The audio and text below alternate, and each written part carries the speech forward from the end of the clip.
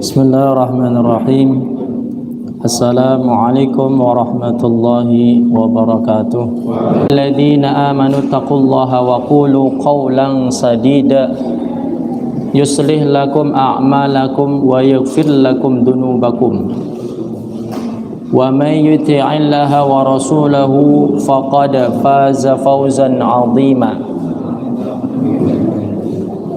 Wa qala Rasulullah sallallahu alaihi wa ala alihi wa sahbihi wa sallam, kullu ummati yadkhuluna al-jannata illa man aba.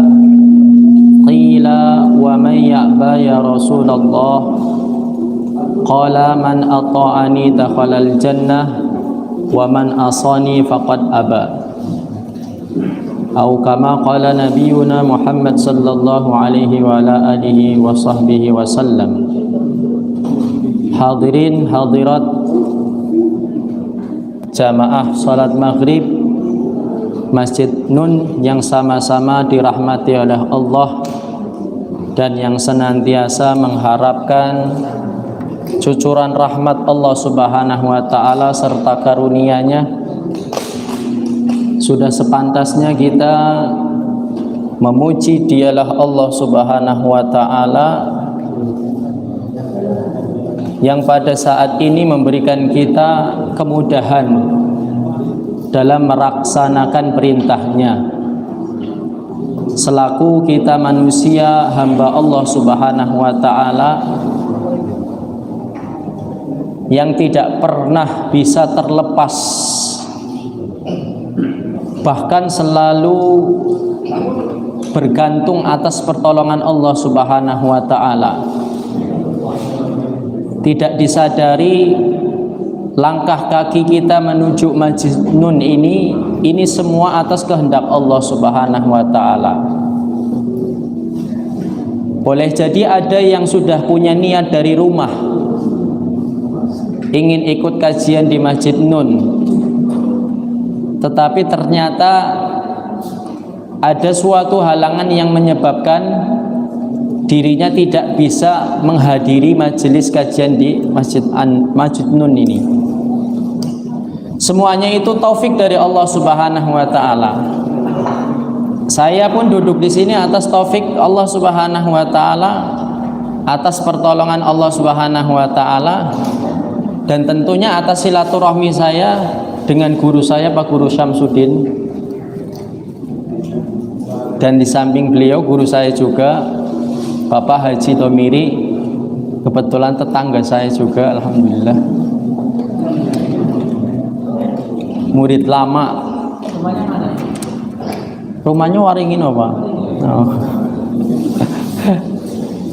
Alhamdulillah, syukur kepada Allah subhanahu wa ta'ala, kita berada di tempat yang paling dicintai oleh Allah, tempat yang paling diridhoi oleh Allah, yaitu masjid, atau di mana tempat orang-orang Islam, muslimin muslimat sujud kepada Allah subhanahu wa ta'ala. Nabi sallallahu alaihi wasallam bersabda, ahabul biladi ilallahi ta'ala masajiduha. Tempat yang paling dicintai oleh Allah subhanahu wa ta'ala di muka bumi ini adalah masajiduha, menggunakan lafaz jamak. Mufradnya masjidun, jamaknya masajid. Maknanya Allah subhanahu wa ta'ala telah menempatkan kita di lingkungan yang baik, steril dari macam-macam perbuatan maksiat. Orang kalau sudah masuk ke dalam masjid ini, jangankan pelaku maksiat, orang yang selalu berbuat maksiat ketika masuk masjid itu sudah merubah sifatnya. Kebiasaan maksiatnya itu seketika masuk masjid berhenti semua. Bahkan biasa dia mengucapkan ucapan kotor, kata-kata kotor ketika memasuki masjid. Semua langsung sikapnya, tingkah lakunya, ucapannya steril, bersih dari perbuatan-perbuatan keji.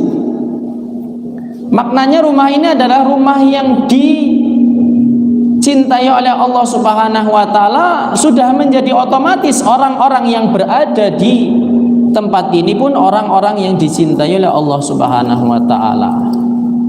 Belum lagi kita telah melaksanakan di tempat ini dengan serangkaian sholat sunnah dan diikuti dengan sholat wajib, sholat maghrib berjamaah, yang mana merupakan sholat perintah Allah Subhanahu wa ta'ala yang utama setelah kita mengucapkan 2 kalimat syahadat, dan bentuk pengabdian kita kepada Allah Subhanahu wa ta'ala. Innani anallah, Allah telah menyatakan sesungguhnya aku Allah. La ilaha illa anta, tidak ada yang berhak untuk disembah illa anta, kecuali engkau, yaitu Allah Subhanahu wa ta'ala. Fa'budni, sembahlah aku, kata Allah Subhanahu wa ta'ala. Wa aqimis sholata, dan dirikanlah sholat, lidzikri, untuk mengingatku. Oleh karenanya kita semua dikatakan orang-orang yang telah mengingat Allah Subhanahu wa ta'ala dengan cara mendirikan sholat. Ditambah lagi kita dengan mengerjakan cara berjamaah, mendapatkan poin plus lagi. Dan di dalam riwayat Imam Tirmidzi an Anas Malikin radhiyallahu ta'ala anhu qala Rasulullah sallallahu alaihi wasallam, man shalla lillahi arba'ina yawman fi jama'atin yudrikut takbiratal ula kutiba lahu bara'atun minan nar wa bara'atun minan nifaq. Rawahu Tirmidzi wa hada haditsun hasanun.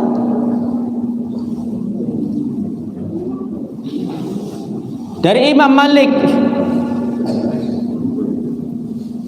ia berkata Rasulullah sallallahu alaihi wasallam bersabda, man shalla lillahi, barang siapa yang salat karena Allah, fi jama'atin, man shalla lillahi arba'ina yauman, maaf, barang siapa yang salat karena Allah, lillahi, karena Allah, arba'ina yauman, selama 40 hari berturut-turut tidak terputus dari berjamaah 5 waktu, maghrib, isya, subuh, duhur, asar, tidak terputus dari jamaah, fi jama'atin, dengan cara berjamaah, yudrikut takbiratal ula, kata Nabi ada 2 kebebasan di situ. Ini kebebasan ini dikhususkan kepada orang yang mengerjakan sholat dengan cara berjamaah rutinitas selama 40 hari itu, satu pun dalam masa 40 hari ini tidak ada yang bolong. 5 waktu maghrib, isya, subuh, duhur, asar ini tidak pernah bolong selama 40 hari.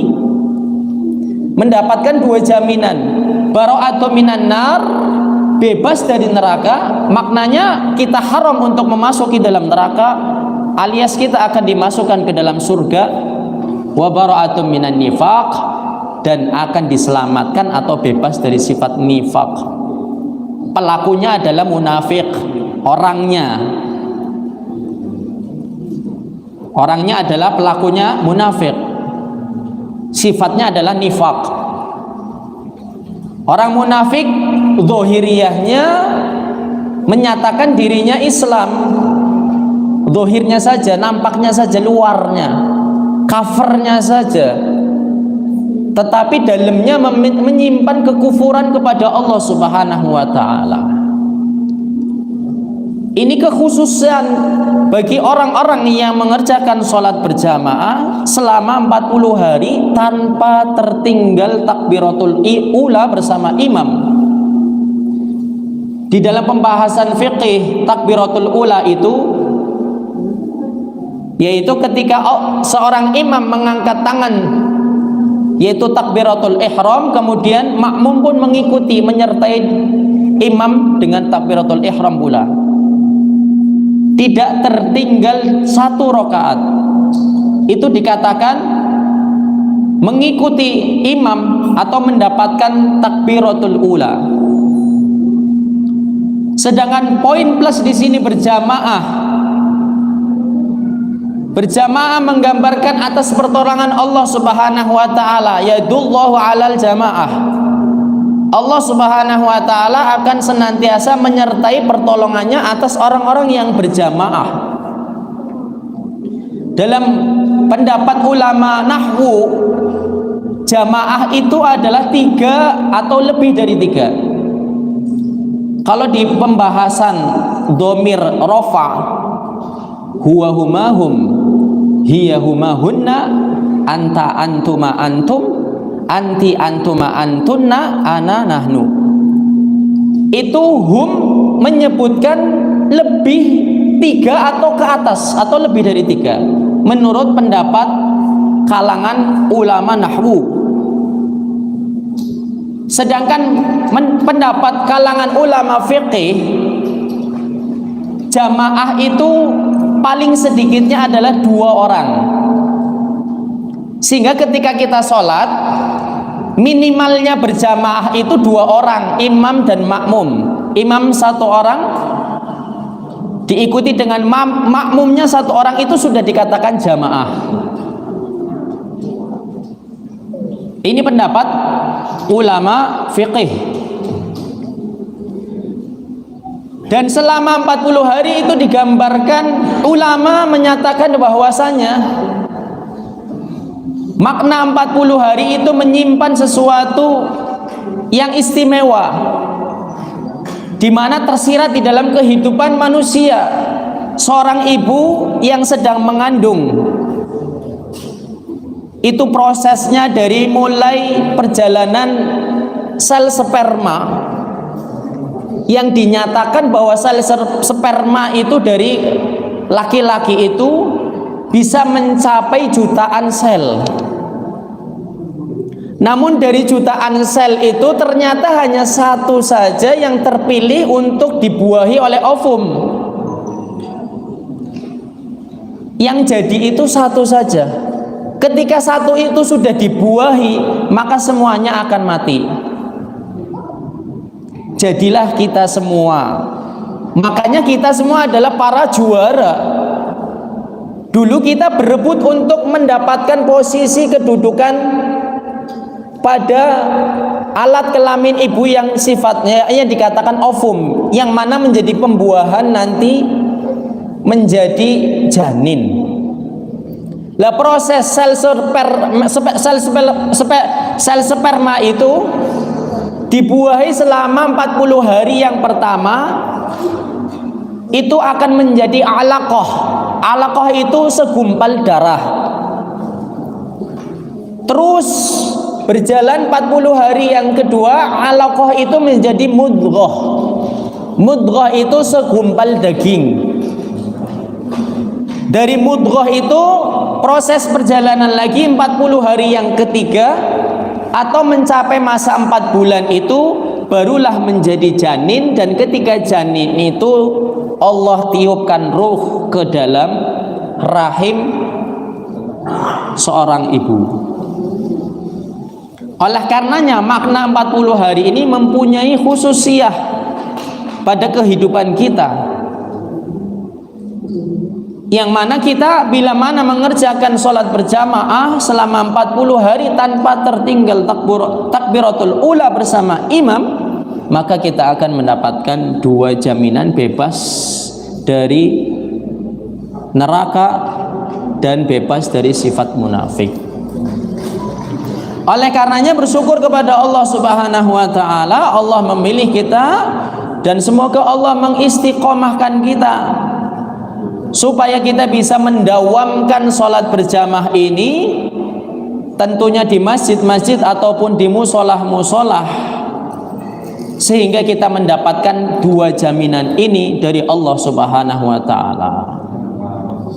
Hadirin hadirat jamaah Masjid Nun yang sama-sama mengharapkan keridhaan Allah Subhanahu wa taala, belum lagi ditambah orang-orang yang berada di rumah Allah Subhanahu wa taala ini menjadi generator sumber cahaya bagi penduduk langit. Penduduk langit itu melihat ahli-ahli masjid itu seperti cahaya yang menggambarkan cahaya bintang dan bulan bagi penduduk bumi. Jadi ibarat penduduk bumi itu mendapatkan cahaya dari bintang dan cahaya dari rembulan. Sedangkan penduduk langit, para malaikatnya Allah Subhanahu wa taala itu mendapatkan sinar cahaya dari penduduk bumi, khususnya bagi orang-orang yang berada di masjidnya Allah Subhanahu wa taala. Dan setiap langkah-langkahnya akan dinaikkan derajat oleh Allah Subhanahu wa taala dan dihapuskan dosa-dosanya dan diberikan kebaikan. Hadirin hadirat jamaah Masjid Nun yang sama-sama mengharapkan keridhaan Allah Subhanahu wa taala, sehingga keutamaan ini diceritakan bahwasanya di zaman Rasulullah sallallahu alaihi wasallam ada seorang sahabat yang namanya Abdullah bin Ummi Maktum. Sahabat Abdullah bin Ummi Maktum adalah sahabat yang dipilih oleh Rasulullah menjadi muadzin tetap dengan Bilal radhiyallahu taala anhu. Pernah Abdullah bin Maktum ini, sahabat Abdullah bin Maktum ini berkunjung kepada Rasulullah. Rasulullah bermuka masam karena melihat kondisi sahabat Abdullah bin Ummi Maktum yang ternyata buta. Maka Allah berfirman, abasa wa tawalla. Teguran untuk Nabi SAW dan teguran bagi kita. Kalau ada orang yang bertamu ke rumah kita ternyata orang buta, jangan kita tolak. Jangan mentah-mentah kita langsung usir. Kamu siapa? Atau mohon maaf, yang datang ke rumah kita ternyata cacat, kakinya putus atau tangannya putus. Itu tetap kita harus berlaku baik kepadanya. Jangan mentang-mentang dia punya cacat kemudian kita tidak mau menerima sebagai tamunya. Rasulullah SAW bersabda, "Man kana yu'minu billahi wal yaumil akhir falyukrim dhaifahu." Barang siapa yang beriman kepada Allah dan hari akhir, falyukrim dhaifahu, hendaknya memuliakan tamunya, siapapun tamunya, sekalipun tamunya bukan orang Islam.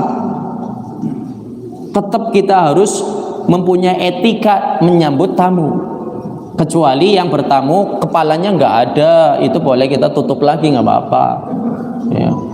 Yang bertamu ternyata kepalanya nggak ada, tutup lagi, berarti kan bukan orang ya, alias hantu ya. Nggak mungkin manusia kepala nggak ada bisa hidup ya, nggak ada ceritanya. Oleh karenanya Allah Subhanahu wa taala memberikan keutamaan kepada kita semua, tentunya dengan berjamaah ini.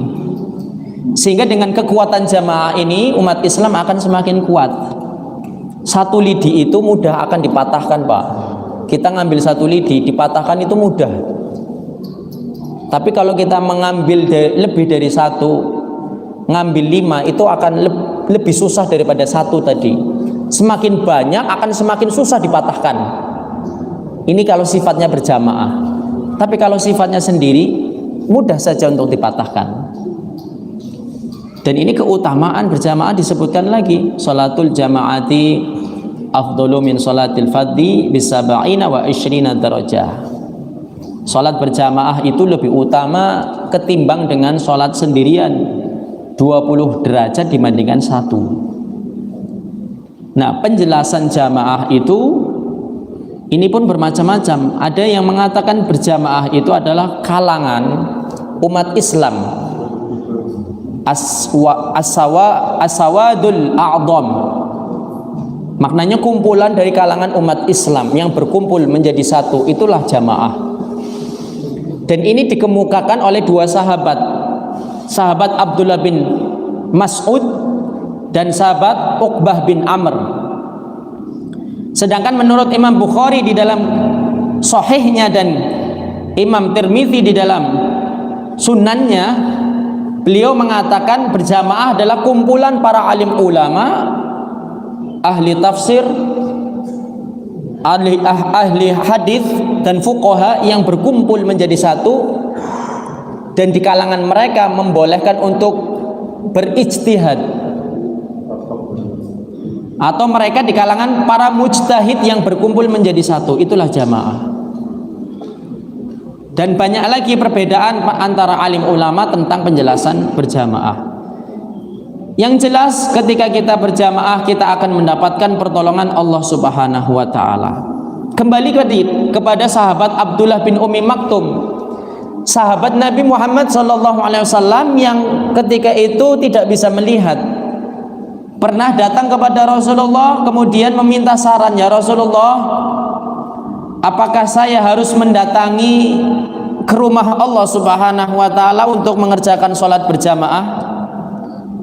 Sedangkan kondisi saya buta, tidak bisa melihat.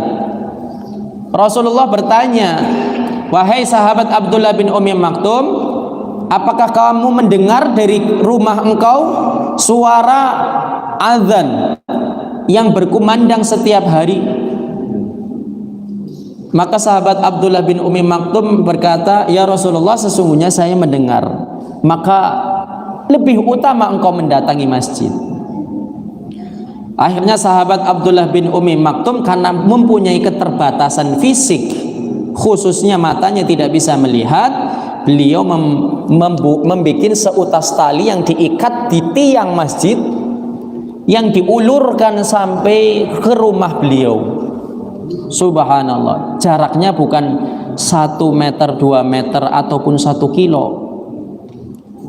dikatakan 3000 meter. 3000 meter berarti berapa Pak? 3 kilo. Korup Pak, kira-kira korup lah. Sudah kondisinya matanya tidak bisa melihat, berjalan sejauh 3 kilo. Jangankan yang nggak bisa melihat, yang melihat saja kadang sebelah masjid pun nggak bisa ke masjid. Ya, temboknya nempel maning ya. Tempel-tempelan dengan tembok masjid, tapi terkadang susah untuk ke masjid. Ini sahabat Abdullah bin Ummi Maktum luar biasa. Keutamaan yang Allah berikan kepada sahabat Abdullah bin Ummi Maktum. Oleh karenanya ketika itu beliau berusaha dengan sekuat mungkin, berusaha untuk memenuhi seruan Allah Subhanahu wa taala, karena ini himbauan dari Rasulullah SAW bahwasanya sahabat Abdullah bin Ummi Maktum supaya mendapatkan keutamaan dengan berjamaah. Akhirnya beliau berjalan di waktu subuh, ketika itu hujan rintik-rintik, posisinya juga becek. Di tengah-tengah perjalanan beliau terpleset jatuh. Otomatis beliau harus mengganti pakaiannya, kembali lagi dan berjalan lagi menuju masjid. Di tengah-tengah perjalanan jatuh kembali beliau, sahabat Abdullah bin Ummi Maktum. Otomatis pakaiannya kotor, berlumuran lumpur. Mau tidak mau sahabat Abdullah bin Ummi Maktum kembali lagi. Ketika berjalan dari rumah menuju masjid, mau jatuh yang ketiga kalinya, langsung ditopang oleh seseorang, dan orang ini menghantarkan sahabat Abdullah bin Ummi Maktum ke masjidnya, ke masjid Rasulullah SAW. Sesampainya di masjid, mengherankan sahabat Abdullah bin Ummi Maktum, orang yang memapah dan menghantar sahabat Abdullah bin Ummi Maktum itu, dia malah meninggalkan sahabat Abdullah bin Ummi Maktum dan tidak mengerjakan sholat berjamaah. Maka kaget sahabat Abdullah bin Ummi Maktum, siapa kamu? Engkau sudah berlaku baik kepada saya. Ini seruan Allah Subhanahu wa taala sudah berkumandang. Ayo kita sama-sama sholat. Kata sahabat Abdullah bin Ummi Maktum. Ternyata ini adalah syaitan yang menjelma manusia. Dia menyatakan bahwasanya dirinya adalah syaitan yang menjelma manusia. Langsung sahabat Abdullah bin Ummi Maktum terkaget-kaget. Loh, kok bisa? kamu menolong saya untuk mengerjakan perintah Allah Subhanahu wa taala. Bukankah engkau diperintahkan oleh rajamu untuk menggoda umat manusia supaya tidak melaksanakan perintah Allah Subhanahu wa taala? Maka syaitan yang menjelma manusia itu berkata, sesungguhnya aku tidak ridho atas jatuhnya engkau yang ketiga kali. Sahabat Abdullah bin Umi Maktum berkata, kenapa? Wahai Abdullah bin Umi Maktum, ketahuilah, ketika engkau jatuh yang pertama itu telah menggugurkan dosa-dosamu. Semua telah tergugurkan. Lalu kamu mengulangi kembali perjalanan menuju ke masjid. Kamu jatuh yang kedua kali, itu menggugurkan semua dosa keluargamu. Dan ketika kamu mau jatuh yang ketiga kali, saya papah kamu. Kenapa saya memapah kamu? Saya tidak ridho seluruh masyarakat Madinah itu diampuni karena sebab jatuhnya kamu yang ketiga kalinya. Masya Allah. Sehingga nggak ridho, orang terima Pak. Karena apa? Karena sebab nanti sahabat Abdullah bin Umi Maktum jatuh yang ketiga kali bisa menjadi pengampunan untuk warga Madinah ketika itu. Akhirnya syaitan nggak ridho, sudah cukup yang dua saja jatuhnya, jangan sampai yang ketiga kali. Enak banget sahabat Abdullah Umi Maktum yang mengerjakan ibadah yang mendapatkan ampunan orang-orang ahli kampung di situ. Kata syaitan seperti itu. Makanya syaitan tidak ridho jatuhnya yang ketiga kali, dipapah sampai ke rumah, ke masjid Rasulullah SAW. Inilah keutamaan sholat berjamaah, sehingga pahalanya besar sekali, tapi tidak tergambarkan secara langsung. Seandainya digambarkan langsung, diwujudkan langsung oleh Allah Subhanahu wa taala di hadapan kita, ini saya nggak ada mau orang yang sholat di rumah. Bahkan orang itu rela mengorbankannya untuk menghabiskan waktu di masjid. Kalau tahu keutamaan sholat berjamaah ditampakkan oleh Allah Subhanahu wa taala. Ini pahala dunia ini nggak muat Pak untuk menampung pahala kita berjamaah. Ya. Sholat 2 rakaat fajar saja khairum minad dunya wa ma fiha. Lebih baik daripada dunia beserta isinya. Itu 2 rakaat sholat fajar lebih baik daripada khairud dunya wa ma fiha beserta isinya. Itu baru sholat sunnah. Belum lagi kita mengerjakan sholat wajib berjamaah lagi. Masya Allah. Tetapi banyak kalangan umat Islam yang menyepelekan sholat berjamaah. Mereka sudah merasa cukup dengan sholat sendirian. Sing penting sholat.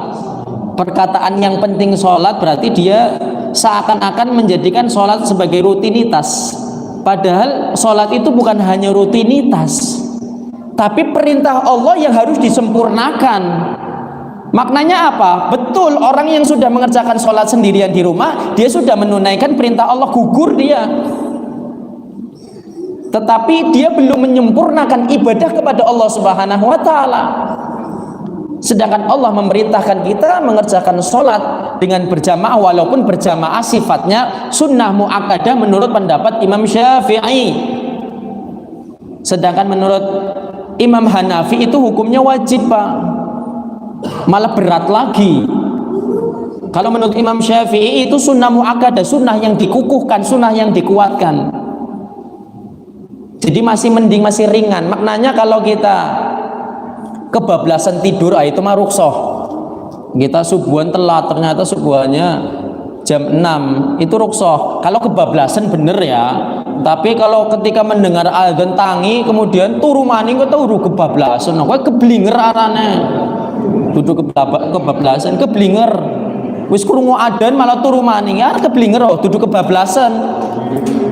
Yang namanya kebablasan betul-betul lelah, nggak bisa bangun di waktu subuh itu, sehingga terlambat waktu subuhnya. Bangun jam 6 itu baru rukhsah bagi dia, nggak masalah. Langsung mengerjakan subuh. Sudah telat jam 6, subuhnya nanti jam setengah 7. Aduh, wis telat ngerjakan subuh di nanti-nanti. Payah tak payah. Maka hadirin hadirat jamaah Masjid Nun yang dirahmati oleh Allah Subhanahu wa taala, alhamdulillah, syukur kepada Allah Subhanahu wa taala. Ini bentuk karunia yang besar kepada kita yang wajib disyukuri. Oleh karenanya hendaknya kita dengan sungguh-sungguh menjaga dengan berjamaah ini. Bahkan Nabi SAW tidak ada satu hadis yang menjelaskan Nabi sholat wajib itu di rumah, nggak ada. Adakah pernah mendengar hadis yang Nabi SAW mengerjakan sholat wajib di rumah? Pernah mendengar atau tidak? Nggak ada ceritanya. Sampai Nabi SAW dalam keadaan sakit-sakit pun Nabi SAW memaksakan untuk mengerjakan sholat berjamaah. Maknanya Nabi SAW memberikan contoh teladan bagi kita. Nabi saja dalam keadaan sakit tetap berjamaah. Loh, beruntung loh, suatu karunia orang yang berjamaah mati di masjid, tempat yang suci, tempat yang dicintai oleh Allah. Orang yang di masjid pun orang yang mencintai Allah, orang yang mencintai rumah Allah pula. Wah, istimewa sekali. Dan itulah cita-cita kita, angan-angan kita, pengen mati di masjid dalam keadaan baca Al-Quran, mati di masjid dalam keadaan sujud. Jangan mati, mohon maaf, pegang botol. Na'udzubillahi min dalik. Botolnya botol apa diisi? Botol aqua ya. Kena tinung ya, enak ya. Mati dalam keadaan sedang berzina, na'udzubillahi min dalik. Mati dalam keadaan sedang main judi, na'udzubillahi min dalik. Lah, mati-mati yang seperti ini yang kita mau jauhi. Kita pengennya mati yang indah, mati yang punya seni, ya. Mati lagi wiridan, lagi zikir mahdzura, mati sore hari. Nah, ini mati-mati yang ingin kita capai. Puncaknya kita mati bisa menyeru kalimat la ilaha illallah. Maka hadirin hadirat jamaah Masjid Nun yang dirahmati oleh Allah Subhanahu wa taala. Tadi Ustadz Hanif ngomong disisakan 10 menit ya Ustadz ya. Barangkali dari bapak-bapak ibu-ibu ada yang mau bertanya, monggo silakan sebelum ditutup.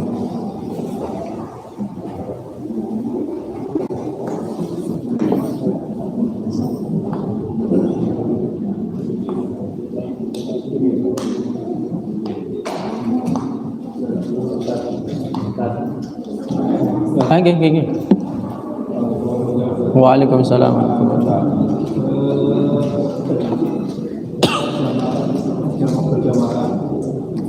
Itu tadi seperti yang dijelaskan tadi berjamaah, apakah itu di masjid?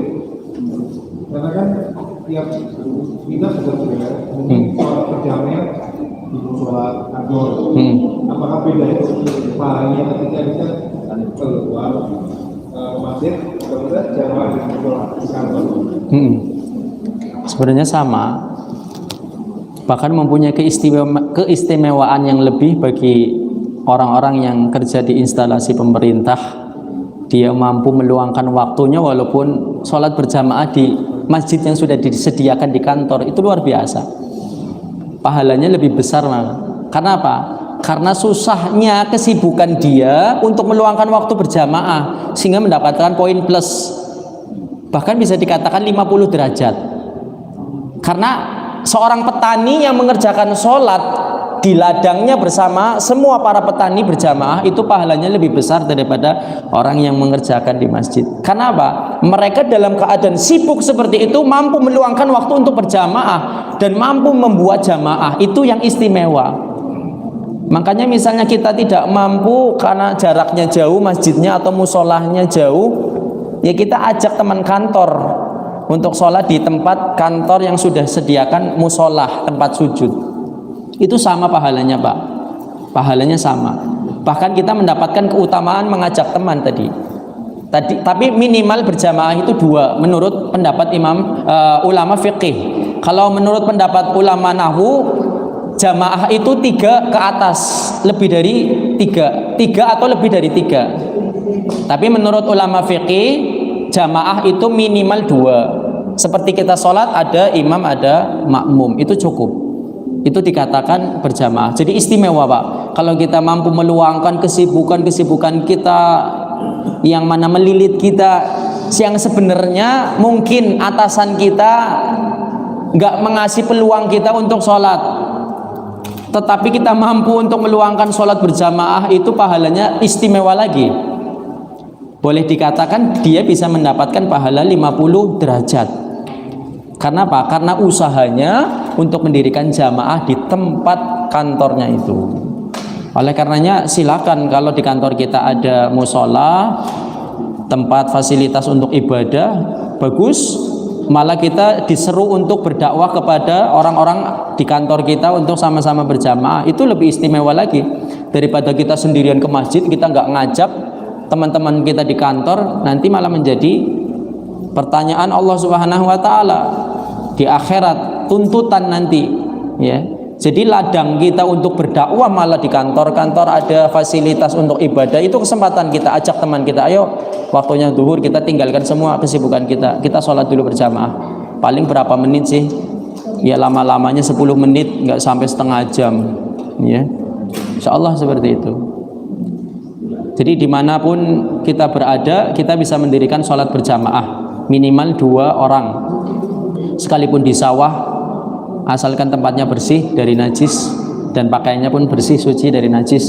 Insya Allah bisa kita mendirikan jamaah. Bahkan mohon maaf, para asongan yang tidak ada tempat, asalkan ada tempat yang bisa digunakan untuk ibadah sholat, itu bisa dikatakan jamaah. Mohon maaf, misalnya ada di jalanan, asongan-asongan yang di jalanan itu tidak ada musola, fasilitas tempat sholat pun nggak ada, sudah digelar di situ, asalkan tidak mengganggu jalannya perjalanan itu, di tengah-tengah mobil, motor, minggir sambil gelar sajadah 2 orang, itu sudah dikatakan jamaah.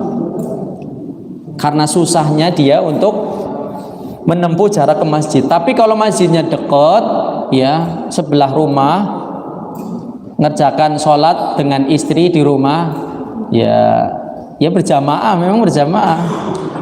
Tapi keutamaan amin para malaikat dia nggak dapet. Keutamaan amin malaikat nggak dapet, karena ini rumahnya malaikat juga, ya, rumahnya malaikat yang ketika kita berjamaah di masjid, kita mendapatkan keutamaan aminnya bersama-sama para malaikat, yang mana ketika malaikat mengucapkan amin, jelas diijabah. Malaikat itu makhluk maksum, bebas dari dosa. Yaitu keistimewaan sholat berjamaah di masjid. Ya sama-sama berjamaah di rumah juga bisa berjamaah, cuman lebih utama di masjid. Kalau posisinya seperti itu, nggak ada kesibukan apa-apa, ya kita sebenarnya bisa meluangkan ke masjid, tapi mendirikannya malah di rumah. Itu alangkah ruginya kita tidak mendapatkan amin disertai aminnya para malaikat. Ada lagi yang enggak? Kewajiban sholat berjamaah di masjid bagi ibu-ibu. Bagi ibu-ibu hukumnya sunnah. Sunnah.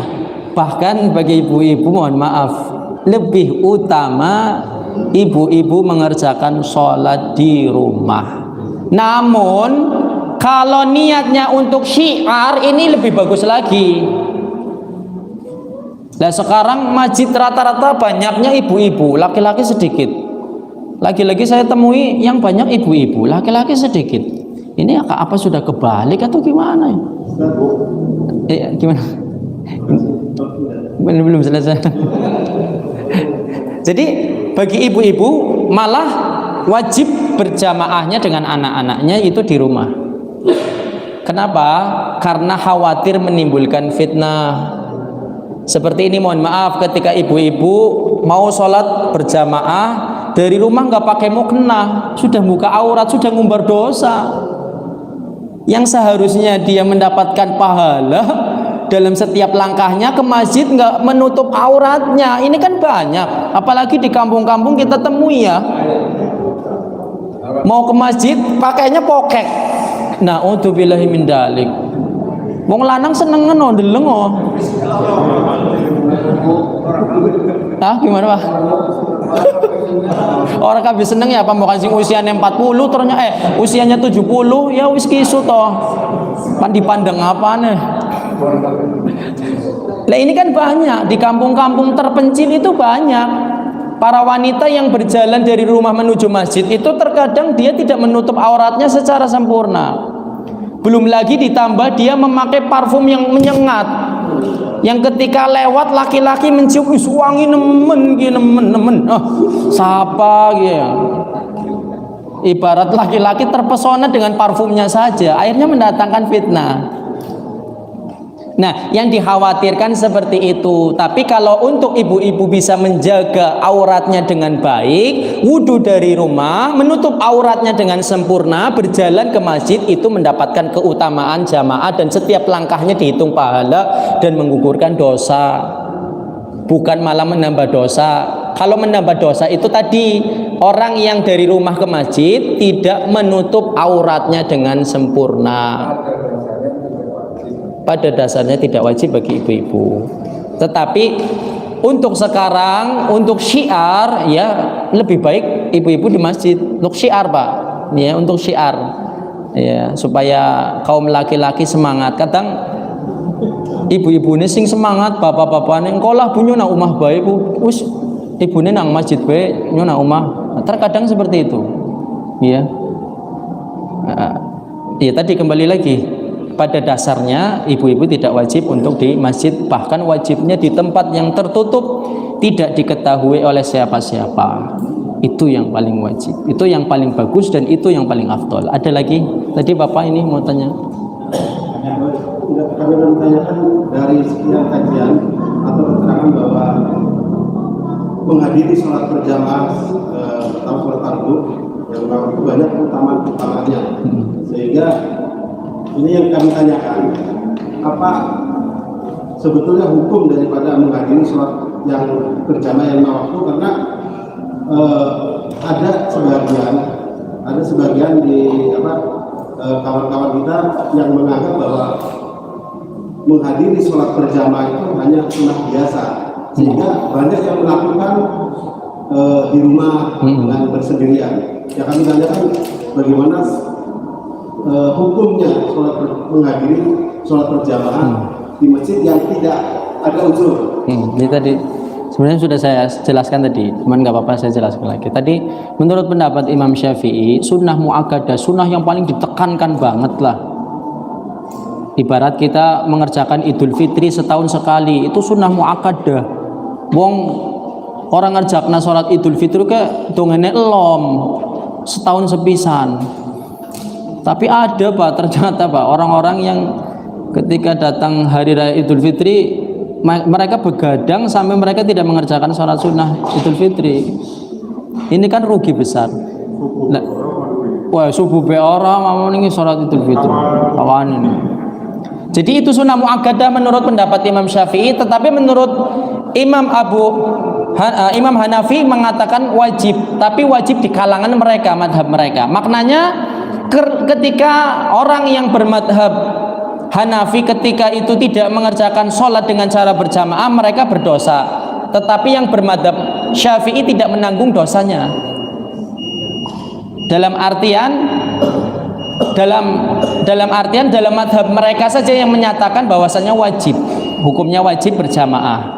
Nah, terlepas dari itu, ketika ada orang yang bermadhab Syafi'i lalu dia tidak berjamaah, dia tidak menanggung dosa dari pendapat Imam Hanafi tadi yang menyatakan wajib. Karena menurut pendapat Imam Syafi'i sunnah muakkadah. Namun sunnah muakkadah ini sunnah yang sangat ditekankan sekali, jangan diremehkan. Sampai saya tadi kan sudah ceritakan kisah sahabat Abdullah bin Umi Maktum yang subhanallah mendapatkan keutamaan dari Allah Subhanahu wa taala dengan sholat berjamaah. Oleh karenanya ya janganlah kita pernah menyepelekan loh jamaah. Wis nang masjid nang umah bisa sholat kok. Sholat jamaah, yang penting nang umah bisa. Jangan menyepelekan. Terkadang kita sering menyepelekan sunnah.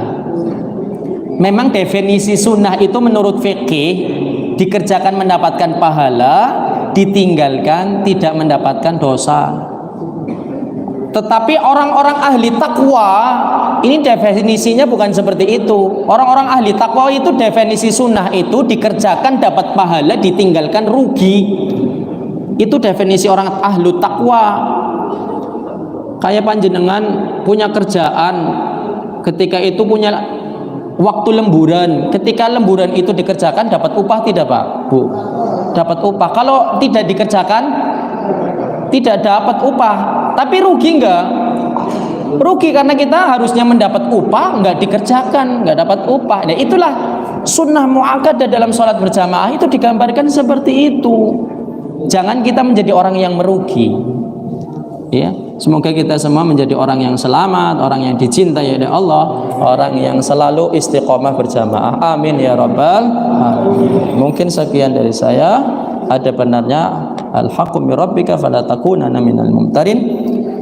Sekian, billahi taufiq wal hidayah. Assalamualaikum warahmatullahi wabarakatuh.